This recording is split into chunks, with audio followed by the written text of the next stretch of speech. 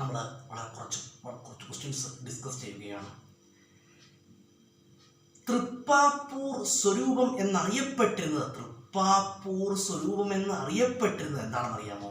തൃപ്പാപ്പൂർ സ്വരൂപം എന്നറിയപ്പെട്ടിരുന്നത് തിരുവിതാംകൂറാണ്. തൃപ്പാപ്പൂർ സ്വരൂപം എന്നറിയപ്പെട്ടിരുന്നത് തിരുവിതാംകൂറാണ്. അതുപോലെ തന്നെ നെടിയിരിപ്പ് സ്വരൂപം എന്നറിയപ്പെടുന്നത് എന്താണ്? നെടിയിരിപ്പ് സ്വരൂപം എന്നറിയപ്പെട്ടിരുന്നത് കോഴിക്കോടാണ്. നെടിയിരിപ്പ് സ്വരൂപം എന്നറിയപ്പെട്ടിരുന്നത് കോഴിക്കോടാണ്. അതുപോലെ പെരുമ്പടപ്പ് സ്വരൂപം എന്നറിയപ്പെട്ടിരുന്നത് കൊച്ചിയാണ്. അതുപോലെ ആറങ്ങോട്ട് സ്വരൂപം എന്നറിയപ്പെട്ടിരുന്നത് എന്താണ്? വള്ളുവനാട്. ഇളയെടുത്ത് സ്വരൂപം എന്നറിയപ്പെട്ടിരുന്നത് കൊട്ടാരക്കരയാണ്. അതുപോലെ തന്നെ തരൂർ സ്വരൂപം എന്നറിയപ്പെട്ടിരുന്നത് പാലക്കാടാണ്. എന്താണ്? പാലക്കാടാണ്. തരൂർ സ്വരൂപം പാലക്കാട്.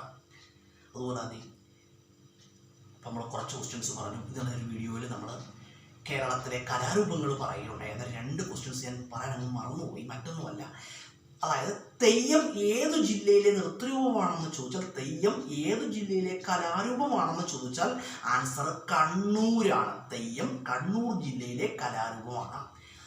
മീനാക്ഷി കല്യാണം ഏതു ജില്ലയിലെ കലാരൂപമാണെന്ന് ചോദിച്ചാൽ ആൻസർ പാലക്കാട്. ഏതാണ്? പാലക്കാട്.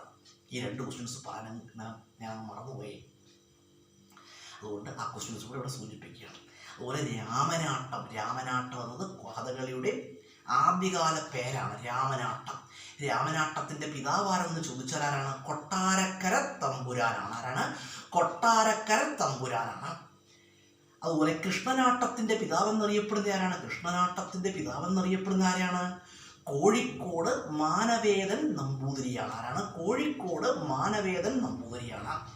കൃഷ്ണനാട്ടം ഏത് സ്ഥലത്ത് നൃത്തരൂപമാണ്? കൃഷ്ണനാട്ടം ഏത് സ്ഥലത്ത് നൃത്തരൂപമാണെന്ന് ചോദിച്ചാൽ എവിടെയാണ്? ഗുരുവായൂർ. എവിടെയാണ്? ഗുരുവായൂരിലാണ് എന്ത് നടക്കുന്നത്? കൃഷ്ണാട്ടം നടക്കുന്നത്. അതുപോലെ നളചരിതം ആട്ടക്കഥ 4 ദിവസമായിട്ടാണ് ആടിത്തീർക്കുന്നത്. നളചരിതം ആട്ടക്കഥയുടെ പിതാവാരാണ്? ഉണ്ണായി വാര്യരാണ്. നളചരിതം ആട്ടക്കഥയുടെ പിതാവ് എന്നറിയപ്പെടുന്ന ആരെയാണ്? ഉണ്ണായി വാര്യരെയാണ്.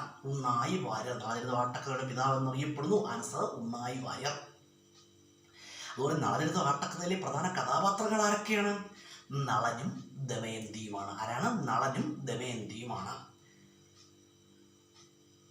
അതുപോലെ തൃപ്പാപ്പൂർ സ്വരൂപം എന്നറിയപ്പെട്ടിരുന്നത് എന്താണ്? തിരുവിതാംകൂറാണ്. ഏതാണ്? തിരുവിതാംകൂറാണ് തൃപ്പാപ്പൂർ സ്വരൂപം എന്ന് അറിയപ്പെട്ടിരുന്നത്. അതുപോലെ തന്നെ നമ്മൾ കുറച്ച് ക്വസ്റ്റ്യൻസ് 1-2 ക്വസ്റ്റ്യൻസ് സൂചിപ്പിക്കുകയാണ്. ഇപ്പം ഇന്ത്യയിൽ സമ്പൂർണ്ണ സാക്ഷരത നേടിയ ആദ്യത്തെ ജില്ല ഏതാണെന്ന് ചോദിച്ചാൽ ഏതാണ്? എറണാകുളമാണ്. ഇന്ത്യയിൽ സമ്പൂർണ്ണ സാക്ഷരത നേടിയ ആദ്യത്തെ ജില്ല എറണാകുളം ജില്ലയാണ്. അതുപോലെ തന്നെ ഇന്ത്യയിൽ സമ്പൂർണ്ണ സാക്ഷരത നേടിയ ആദ്യത്തെ പട്ടണം ഏതാണ്? കോട്ടയമാണ്. ഏതാണ്? കോട്ടയമാണ്. ഇന്ത്യയിൽ സമ്പൂർണ്ണ സാക്ഷരത നേടിയ ആദ്യത്തെ സംസ്ഥാനം ഏതാണ്? കേരളമാണ്. ഏതാണ്? കേരളമാണ്. ഇവിടെ പറയുകയാണ്, സാക്ഷരത പഠിപ്പിക്കുന്ന ആളിനെ വിളിക്കുന്ന പേരെന്താണെന്ന് അറിയാമോ? സാക്ഷരത പഠിപ്പിക്കുന്ന ആളിനെ വിളിക്കുന്ന പേരാണ് പ്രേരക്. എന്താണ്? പ്രേരക്. ഇപ്പം നമ്മൾ കുറച്ച് ക്വസ്റ്റ്യൻസ് പറഞ്ഞു. ഇത് വളരെ പ്രധാനപ്പെട്ട ക്വസ്റ്റ്യൻസ് ആണ്. അപ്പം ഈ ക്വസ്റ്റ്യൻസൊക്കെ നിങ്ങൾ കാണുക, കേട്ട് പഠിക്കുക കേട്ടോ. കൂടുതൽ പറയുന്നില്ല. അതുപോലെ തന്നെ നമ്മുടെ ജീവിതത്തിൽ മനസ്സിലാക്കേണ്ട ഒരു സംഗതി, എപ്പോഴും നിങ്ങൾ മനസ്സിലാക്കി വെക്കേണ്ട ഒരു കാര്യമാണ്, നമ്മുടെ ജീവിതം ഒരിക്കലും എന്തിൽ മുങ്ങിത്താഴ് പോകാൻ പാടില്ല. ഒരിക്കൽ പോലും നിരാശയിൽ മുങ്ങിത്താഴുവാൻ പാടില്ല. അത് എപ്പോഴും നമ്മൾ മനസ്സിലാക്കണം. നമ്മുടെ ജീവിതത്തിൽ നിന്നും നിരാശയെ നമ്മളങ്ങ് ഒഴിവാക്കണം. നിരാശയിൽ നമ്മൾ ഒരിക്കലും അകപ്പെട്ടു പോകരുത്. മറിച്ച് നമ്മുടെ ജീവിതത്തിലേക്ക് ഉണ്ടാകേണ്ടത് എന്താണ്? നമ്മുടെ ജീവിതത്തിലേക്ക് ഉണ്ടാകേണ്ടത് ശുഭപ്രതീക്ഷകളാണ് കേട്ടോ. ശുഭപ്രതീക്ഷകൾ നമുക്ക് എന്ത് നൽകുന്നു? ശുഭപ്രതീക്ഷകൾ നമുക്ക് ജീവിതം നൽകുന്നു എന്നാണ്. ജീവിതത്തിലേക്കുള്ള വെളിച്ചം വീശുന്നതാണ് എന്ത്? ശുഭപ്രതീക്ഷകൾ. അതുകൊണ്ട് ജീവിതത്തിൽ എപ്പോഴും ശുഭപ്രതീക്ഷകൾ നമ്മൾ എന്ത് ചെയ്യുക? വളർത്തിയെടുക്കുക, ശുഭപ്രതീക്ഷകൾ ഉണ്ടാക്കിയെടുക്കുക കേട്ടോ. പോസിറ്റീവ്, നമുക്ക് പോസിറ്റീവ് ആയിട്ട് കേട്ടോ, പോസിറ്റീവ് എനർജി നൽകുന്നവരോട് പോസിറ്റീവായിട്ട് പോസിറ്റീവ് ഒരു വൈബ് ഉണ്ടാക്കുക, പോസിറ്റീവ് വൈബ് കേട്ടോ, പോസിറ്റീവ് എനർജി നൽകുന്നവരോട് നമ്മൾ എന്ത് ചെയ്യുക, ആ ചങ്ങാത്തം കൂടുക കേട്ടോ. എന്നിട്ട് നമുക്ക് നെഗറ്റീവ്, നമ്മളോട് നെഗറ്റീവായിട്ട് വർത്തമാനം പറയുന്നവരെ വെറുക്കാൻ ഞാൻ ഒരിക്കലും നിങ്ങളോട് പറയില്ല. കാരണം ഒരു മനുഷ്യരെയും ജീവിതത്തിൽ വെറുക്കാൻ പാടില്ലെന്ന് കേട്ടോ. എൻ്റെ ഒരു കാഴ്ച രീതി അനുസരിച്ചാണെങ്കിൽ ഞാൻ എന്നോട് നെഗറ്റീവായിട്ട് സംസാരിക്കുന്നവരോട് ഞാൻ ചെയ്തൊരു രീതി എന്ന് പറഞ്ഞാൽ ഞാൻ പിന്നെ അവരെ മനസ്സിലോട്ട് വെറുക്കാറൊന്നുമില്ല, പക്ഷേ ഞാൻ അവരോട് ചങ്ങാത്തം അധികം കൂടാറില്ല കേട്ടോ. പോസിറ്റീവായിട്ട് സംസാരിക്കുക, ഏത് വ്യക്തിയോടും പോസിറ്റീവായിട്ട് സംസാരിക്കുക കേട്ടോ. പോസിറ്റീവ് എനർജി നമുക്ക് എന്ത് ചെയ്യുക, ഉണ്ടാക്കിയെടുക്കുക. പോസിറ്റീവ് എനർജിയാണ് നമുക്ക് എന്ത് നൽകുന്നത്, ജീവിതത്തിനൊരു ഉന്മേഷവും ഒരു കരുത്തുമൊക്കെ നൽകുന്നത് കേട്ടോ. അതുപോലെ നമ്മൾ എപ്പോഴും മനസ്സിലാക്കണം, ശുഭപ്രതീക്ഷകൾ ഒരിക്കലും കൈവിട്ടു പോകുവാൻ പാടില്ല. നമ്മളെപ്പോഴും ശുഭപ്രതീക്ഷകൾ വെച്ചു പുലർത്തുക കേട്ടോ.